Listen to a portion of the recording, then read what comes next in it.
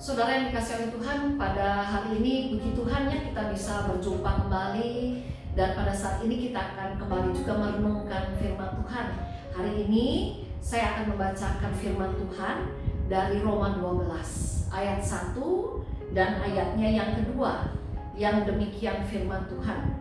Karena itu saudara-saudara, demi kemurahan Allah, aku menasihatkan kamu supaya kamu mempersembahkan tubuhmu sebagai persembahan yang hidup, yang kudus dan yang berkenan kepada Allah. Itu adalah ibadahmu yang sejati. Janganlah kamu menjadi serupa dengan dunia ini, tetapi berubahlah oleh pembaharuan budimu, sehingga kamu dapat membedakan manakah kehendak Allah, apa yang baik, yang berkenan kepada Allah, dan yang sempurna. Saudara, pada suatu kali ada seekor babi. Dia mengeluh kepada seekor sapi. Si babi mengatakan, "Sapi, aku heran dan aku kesal sekali dengan manusia. Coba kamu bayangkan apa yang tidak diambil manusia dari diriku. Tulangku, dagingku, minyakku, kulitku, semua dipakai oleh manusia." Dan mereka mengatakan bahwa semuanya itu adalah makanan yang enak, makanan yang lezat. Bahkan juga ada orang-orang tertentu kalau memasak harus pakai minyak dari tubuhku.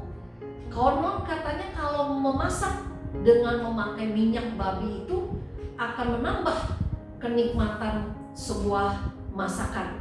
Tapi anehnya, kata si babi, "Kenapa ya manusia tidak berterima kasih kepadaku? Coba sapi, kamu bayangkan betapa tidak terlukanya aku, betapa tidak sedihnya aku. Kalau ada orang yang malas bekerja, dibilangnya seperti babi.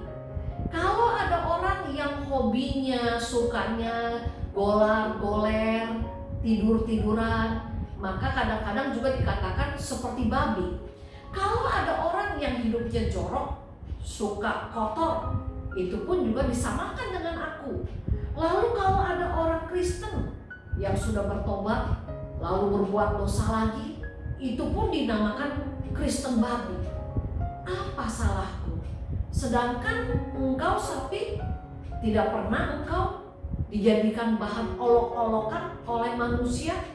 Bahkan manusia kadang mengagumi keindahan tubuhmu, mengagumi keindahan matamu.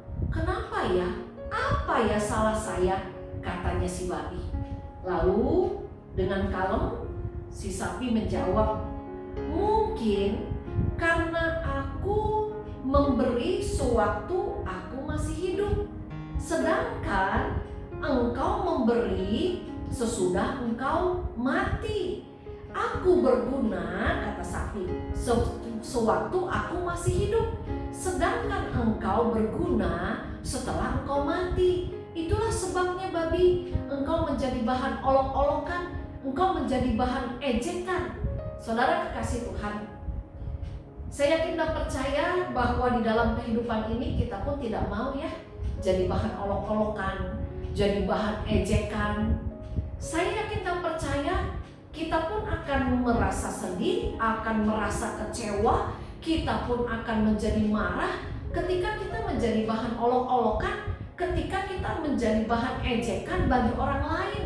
Nah, firman Allah pada saat ini mengingatkan bagaimana caranya supaya saya dan saudara dalam kehidupan ini senantiasa menjadi berkat, tidak menjadi bahan olok-olokan, tidak menjadi bahan ejekan.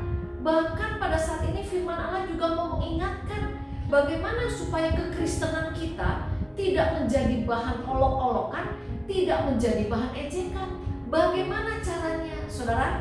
Roma 12 ayat 1 sampai dengan ayat yang kedua memberi jawab untuk semua pertanyaan tadi.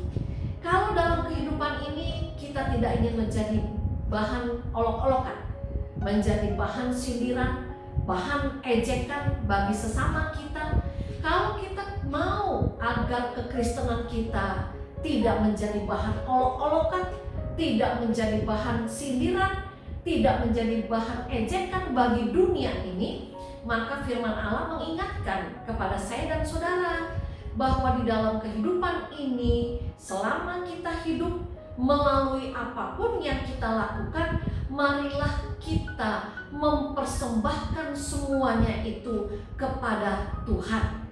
Dalam Roma 12 ayat yang pertama, firman Allah mengatakan, karena itu saudara-saudara, demi kemurahan Allah, aku menasihatkan kamu supaya kamu mempersembahkan tubuhmu sebagai persembahan yang hidup, yang kudus, dan yang berkenan kepada Allah.